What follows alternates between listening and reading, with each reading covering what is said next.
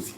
Injustice bi ñu teg président Ousmane Sonko moo déclenché crise bi mais dafa fekkoon sénégalais yi guuxal ko lu bari loo xam ne neexu leen ay jeunes yoo xam ne ñu ngi fii ñu war leen orienté à l'université orienté wuñu leen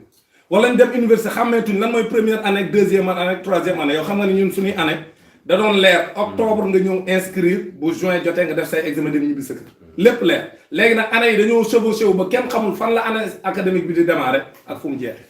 boo jëlee tamit artisans yi nee naa la léegi ne li ñu leen dig lépp ci lu ñu leen waroon a financer dara amu ci ay milliards lu ñu lim rek 30 milliards te ñoom amul benn artisan bu ñu financé loolu tamit mënta jur ci am bu ñu jëlee également yeneen secteur boo ci mën a jël da ngay gis jaay doole bu metti léegi nag loolu tax xale yi génn parce que xale yi nag gis nañ ni dem di mbëkki dootul solution bi solution bi mooy taxaw fii ci Sénégal xeex pour régler le problème du Sénégal parce que dem mbëkki régler le problème au Sénégal donc vraiment ñuy leeral daal ne ñun kontaan nañ ci li nga ñëw président Ousmane man dama ne woon sama gars yi la coalition ñun soxlawuñ sax recevoir président Ousmane Sonko parce que ñuy def defaluñ ko suñu bopp lañ koy defal parce que réew mi ñoo ko bokk ñun ñëpp ku ci nekk nag ak boor bi nga ci féete mais ñun ñëpp ñoo bokk réew mi kon nag ñun comme leer nañu ñun ni li ñuy def nii Sénégal dong moo tax ñu koy def dëgg rek tax ñu koy def leneen taxul leneen lal ko parce que ñuy ruube mais président Macky Sall mais ñun société civile bu ñu daan xeex naan non au tripatouillage de la constitution donc ma nga fa woon à l'époque en 2010 2011 lu tax booba néew ñu génn leen ci yéen société civile ñun ñoo créé woon le casque CUSEMS à l'époque avant ñuy am ay problèmes suñu biir on avait créé le cadre de concertation de la société civile boole ko ànd ci ak ay politiciens ñuy taxaw di nas di nocc ba 2011 ba ni ñuy demee à la place lu ñun ñëpp di àndandoo ñun société civile ak ñoom te président Macky Sall ma nga foon yenn saa yi sax maire Gab doom la doon ëndaale waaw léegi lu fi soppeeku ba léegi ñun ñu bëgguñu cee génn te booba lu ñu doon wax mooy président Abdoulaye amul droit def ticket amul droit laal constitution mais ñun ca lañ nekkoon rek lañ nekk am ku ne ma yow rek dàmbooj li ngay def nii da ngaa bëgg bu Ousmane Sonko jëlee réew mi nga dem ànd ak moom xoolal waxi ruube yooyu ñun Macky Sall bi mu jëlee réew mi est-ce que dem naa ca moom il faut que les gens soient sérieux man nag kenn du ma terroriser ñun li ñu gëm muy réew mi kenn moomu ko dañoo war a jaarale mbir mi yoon kon nag ñun lim jàpp mooy lan doon def en 2011 ba 23 juin le 22 juin man ñii dàmbooj bokk naa ña doon Cheikh Tidiane Dièye mii tey moo yore woon liste ba di joxe parole Cheikh Tidiane Dièye moo yore woon liste ba di joxe parole man ñu inscrire woon na ba avant ñu yegg ci man ca la xeexee démarré waaye Y'en a marre dugg ci salle bi ni ñu nañ leen génn xeex ak Abdoulaye ci place de l'indépendance parce que looluy solution bi salle bi taj ñun ñu nekk ci place de l'indépendance loolu moo doon la veille du 23 juin ñu ngi woon ci salle Daniel Brottier maa nga fa woon te amul benn rencontre bu ñu mës a def wala xeex bu ñu mës a def ci mbirum constitution boo xam taxawu ma fekkee ko waaw kon nag léegi ñoom lu fi soppee ko ñu nekk ñun ca salle ba lañ digg woon ca foofa yëpp dara lañ ci deful ñoom ñoo yore nguur gi lañ waxoon teewoon ak ñun société civile dara lañ ci deful léegi nag ba noppi tey société civile taxawaat ñun non yéen vous êtes des politiciens encagoulés léegi génn leen seen yoon nekku ci mais suñu yoon ngi ci biir parce que ñun suñu intérêt mooy réew mi nekk ci yoon jaar yoon lépp jaar yoon ci loolu lañ nekk te mosuñ cee jóg ba le 23 juin ñu xeex ba tey jii réew mi soppeeku te moom président Macky Sall bis bi ñu ko Macky Sall di jaay doole man damay jàpp ni fa laay daanele moom day fàttali ko fal sénégalais bëggul injustice aujourd'hui soo xoolee l'élan populaire bi ànd ak président Ousmane Sonko c'est parce que dañu sénégalais noo gëm dañ ko jaay doole sénégalais bëggul kuy néewal nit doole te sénégalais yëpp la leer gis nga la justice est rendue au nom du peuple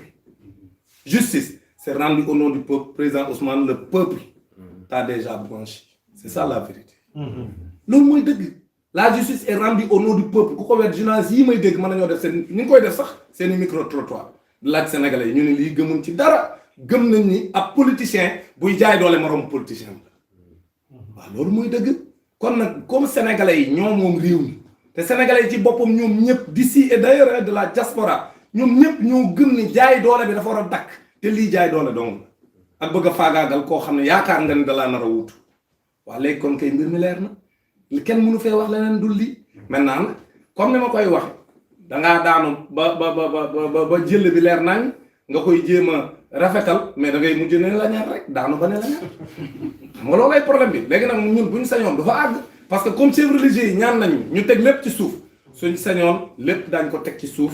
ñu xam ne Sénégal lii fi jaar coup politique yàgg na am maanaam mbëkkante ci politique yàgg na am Sénégal depuis 1962 damay rappeler toujours l'événement de Senghor Mamadou Dia ku ne gis na li fi xewoon Senghor taxaw ni Mamadou Dia da ko bëgg coup d'état tuumaal ko coup d'état daa dem tëj ko kaso jaay ko doole te ñëpp xam nañ ni France moo lënkaloo ak Senghor ñu coup d'état Mamadou Dia par rapport au projet bi mu doon porté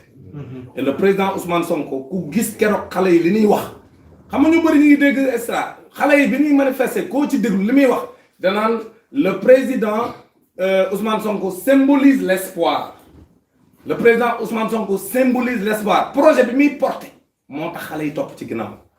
du jëmmu Ousmane Sonko moo leen intéressé mais li Ousmane Sonko di incarné li mu teg ci table ji ni bu ñëwee moom la bëgg a soppi réew mi looloo tax nit ñi am yaakaar ci moom te réew nag yaakaar dong la nag nit ñi dañuy am ci yow yaakaar léegi nag yaakaar googu fekkente ne moo gën ci Sénégal yàlla na ko Sénégal dund ñun loolu lañ gëm parce que réew mi ñun ñëpp ñoo ko bokk léegi nag ñun dañuy sàkku ci président de la République ak justice am bii que nañ libérer sunu gars yi ñu téye ci kaso bi franchement loolu dafa war arrêté ñu ngi exiger leur libération ñu libérer ñi nga xam ñoo ci gën a fës du ñoom kese mais ñi ci gën a fës mooy le camarade Clédor Sène le camarade Guy Marius Sagna ak le camarade Assane Diouf ñu boole ci Abbas ak Birame Souleye nga xam ne ñoom ñëpp ay kilifa lañ yoo xam defuñu dara loolu mooy dëgg détention préventive moo war a jeex Sénégal loolu c'est inacceptable en 2021 que ñuy nekk toujours dans des détentions préventives donc loolu mënul nekk donc loolu ñu ngi koy demander ci bu ñu bëggee jàmm ñu libérer leen nu mu gën a gaawee ñun nag comme kilifa diine ñoo na ñaan may nañ leen ñu ngi toog leen déglu mais bëgg nañ ñu génn beneen bi mooy lii ñuy ruumandaat ci Ousmane Tounkara démb ñun coalition bi def nañ une déclaration envoyé nañ ko les autorités américaines on a demandé à ce que ñu déposer une demande d'audience auprès de l'ambassadeur des États-Unis au Sénégal pour ñu dem tamit jébbal ko suñu bataaxal pour wax ko ne ko Ousmane Tounkara mënuñoo gëmloo communauté internationale bi que c'est un terroriste Ousmane Tounkara n'est pas un terroriste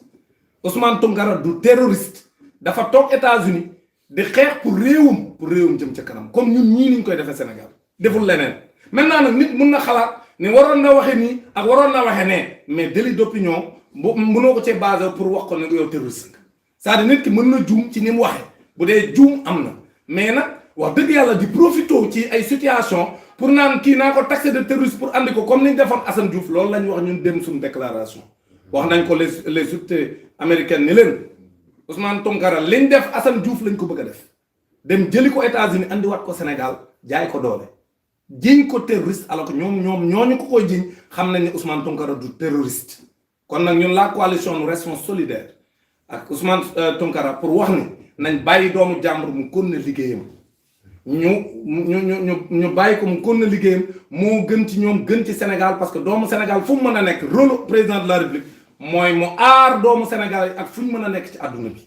kon nag vraiment loolu aussi ñu ngi koy leeral ni dinañ ci taxawaay bi ñu ci war a taxaw ñun la coalition citoyenne en tant que nit koo xam ci ñun la bokk même bu fekkee bitim réew la nekk pour que ñu bàyyi ko bundu xataal boobu ñu koy def te Sénégal moo nekk ci ginnaaw di ko jéem a jiiñ terroriste et dégg nañ ministre de l'intérieur bi même sénégalais yi doon manifester fii mu tudde leen ay terroristes gis nañ fi tamit ministre des affaires étrangères dem ci télévision étrangère taxaw fa ni Sénégal la fa xew c'est des forces occultes du benn force occulte bu ñëw Sénégal sénégalais yi ils en avaient marre de cette dictature ils en avaient marre de cette mauvaise gestion de nos ressources ils en avaient marre de ce pilotage à vue à tous les niveaux sénégalais yi gis ni comme ni ñu yoree réew mi baaxul ñuy muñ di muñ moytul sénégalais bu muñ lu yàgg sénégalais yi guuxoon lu yàgg am occasion ñëpp génn léegi nag moo tax pour man nañ fexe ba lii nga xam ne mooy sànkar si dugg sunum réew ñu yemale ko fi jàmm ne ñooy ñu teg réew mi ci yoon ñun nag ñu continuer di xeex pour les libertés di xeex pour processus électoral bi jaar yoon c'est important parce que réew tamit bu fekkee day dem compétition électorale nga mën caa dem te wóolu ni day jaar yoon loolu baaxul kon jàpp nañ ne tamit liy jur jàmm mooy le processus électoral bi nga xam ne depuis l'inscription sur les listes jusqu'à la proclamation des résultats lépp jaar yoon ñun loolu aussi ñun les organisations de la société civile loolu mooy suñu rôle pour ñu encadrer ko bu ñu paree nag ba lépp jaar yoon ñuy xëccoo réew mi dem xëccoo ñun loolu lañ gën bu ko defee ñu ngi lay sant bu baax di la wax ne la Ousmane daal kontaan nañ ci li nga ñëw comme ni nga ko waxee ñun ñëpp ku ci nekk da nga ci am responsabilité pour réew mi jëm kanam ñu ngi lay ñaax ci yoon wi nga taxaw pour réew mi parce que nag réew mi ku ci nekk am nga droit samp sa ndënd buñ fi jéem a faagaagal kenn d'ailleurs loolu moo tax ñun ñu demander à ce que ñun excluroon ci processus bi ñu delloo si leen ñi nga xam dañ leen a dindi woon ci jaay doole